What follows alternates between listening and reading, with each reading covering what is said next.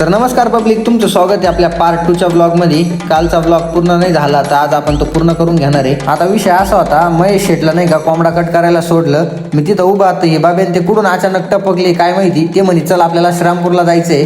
कशाला जायचंय, का जायचंय काहीच माहित नाही। वाम्यात असा फ्रीज होऊन बसलाय, त्याला म्हटलं आता ही फ्रीज व्हायची वेळ नाही, अजून लई काळ जायचंय। बाब्याचा इतका हसत होता ना, विषयच नाही। आता काम असं होतं, लग्न सराई चालू झालेली आहे, त्यामुळे गाणा शेटना नाही का डीजेचं काम लईच मानावर घेतलं। त्याच्यामुळे नाही का त्यांच्या डीजेचं नाही का रिनोव्हेशन करायचं होतं। गाणा शेटला म्हटलं रिनोव्हेशनचं बाजूला राहू द्या, आधी पोटा पाण्याचं बघा। सकाळपासून मोकार भूक लागली होती आणि त्यात बाब्यानं नाही का फक्त चहावरच मला इकडे आणलं होतं। आमची एवढी गंभीर विषयावर चर्चा चालू होती, त्याच्यामुळे हसूच कंट्रोल आहे ना। याच डीजेचं रिनोव्हेशन करायचं होतं आणि पहिली वारात त्यांच्या चुलत भावाचीच करायची होती, त्याच्यामुळे लईच मानावर घेतलं होतं।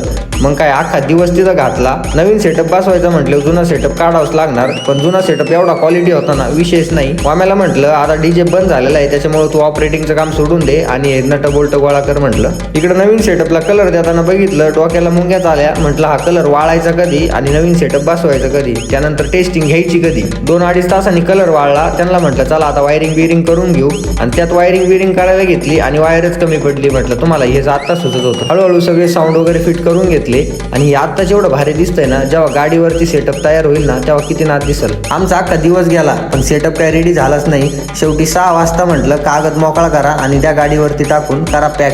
म्हटलं उद्या बघू काय असेल ते। भरपूर दिवसापासून ब्लॉग बंद होते, त्याच्यामुळे जास्त बोलता येईना, पण ब्लॉग कसा वाटला कमेंट मध्ये नक्की सांगा।